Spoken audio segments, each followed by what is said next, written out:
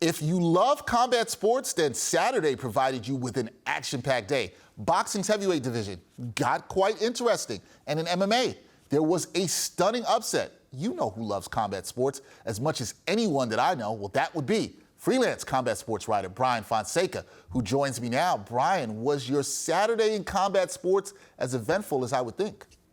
Extremely, because you had so many cards going on at the same time in both boxing and MMA, and it was heaven for me, but also tough to follow track with all of them. Well, I know you followed it. I know you were on top of everything. So let's start with MMA. UFC 278, Saturday night. Kamaru Usman versus Leon Edwards fighting for the second time.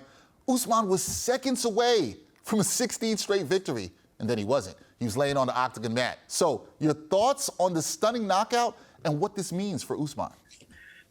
Oh, this changes everything. Kamaru Usman was one win away from tying Anderson Silva's winning record, 16 straight wins. And right before, the fight was over, he had been getting better every single round. He lost the first round against Leon Edwards in this rematch of a fight that they had in 2015.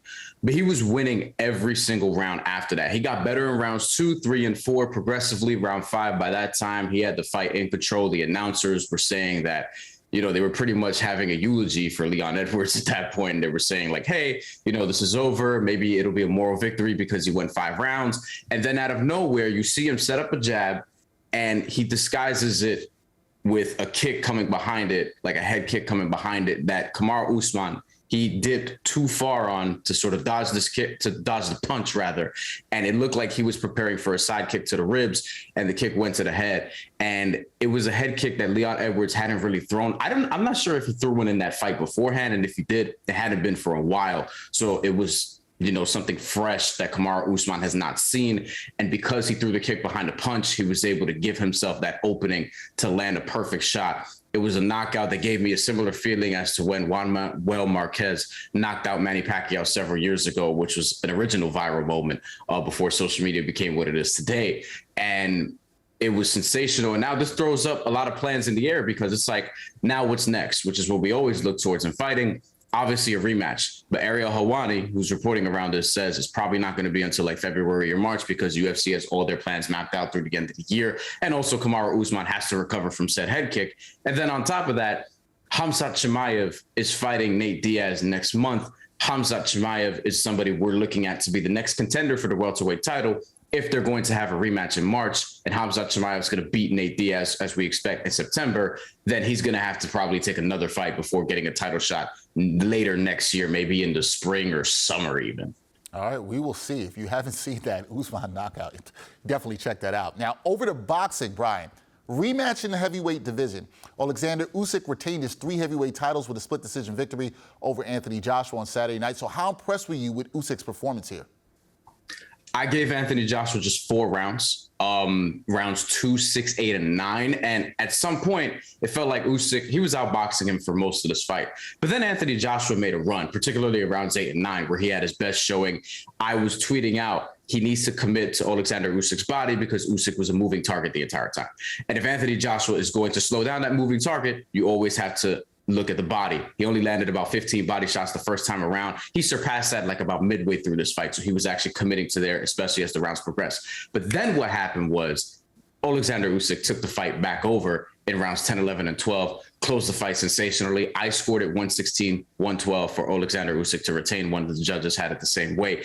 And I think that he accounted for himself very well. He's the best heavyweight in the world. There's really only one more guy for him to face, and that's Tyson Fury. Because when you look at the heavyweight division, it's really Tyson Fury. There's Deontay Wilder who's coming back into the fold. He's going to fight Robert Helenius at the Barclays Center in October. And that's going to be a great fight for him to come back to and then insert himself or reinsert himself into the heavyweight title picture.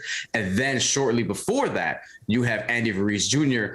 and Luis Ortiz, which is actually coming up in a couple of weeks. That's going to be a fight where the winner is going to shake out into this conversation as well. So there's not a ton there other than those guys. But if I'm Oleksandr Usyk, I'm absolutely looking at the Tyson Fury portion of this before anything else. Yeah, well, and let's take it there right now. So after the victory, Usyk, he calls out Tyson Fury, who has claimed that he's retired now to fight. And Fury responds with a video on IG saying to get your checkbook out. And that's a clean version, folks. Fury holds the WC belt. Usyk has the WBA, the WBO, and the IBF. So, Bryan, here's a question. Do you think we will see a fight now between Usyk and Fury for the undisputed heavyweight championship, or will boxing be boxing and let us wait for this? Look, two places where I especially don't believe your retirement is in boxing and in hip hop. If musicians say that they're going to retire, don't believe it. Boxers neither. So I think Tyson Fury is here to stay, no matter how much he wants to say otherwise. That being said, I really, really hope this heavyweight title unification actually comes to fruition. Too many times we've seen guys talking about the best fighting the best, and we look up and everybody's undefeated because they're not fighting each other. We're going through this right now with Terrence Crawford and Errol Spence. We're hoping that that fight gets made before the end of the year. Those are two undefeated fighters at the top of their game. There's been talk about Gervonta Davis and perhaps, Devin Haney or whatever the case may be. But right now for the heavyweights, this is the fight to be made. These are the two best heavyweights in the world, without a doubt, Oleksandr Usyk and Tyson Fury, rather. And these are the guys that we need to see wherever it is. I don't care whether it's ESPN pay-per-view, DAZN, whatever the case may be, but this fight just needs to be made. Business reasons, financial reasons, and to determine who is the best heavyweight in the world at that point, because right now, in a class of their own in this division, is Tyson Fury and Oleksandr Usyk, and then the Deontay Wilders and Anthony Joshua's and everybody else follows for the time being. We will see. Bryan Fonseca wants to see that fight. I want to see that fight. I think the people want to see that fight. We shall see. Bryan, great job covering a busy Saturday of combat sports. We'll do this again soon. Yeah, thank you for having me. Appreciate it.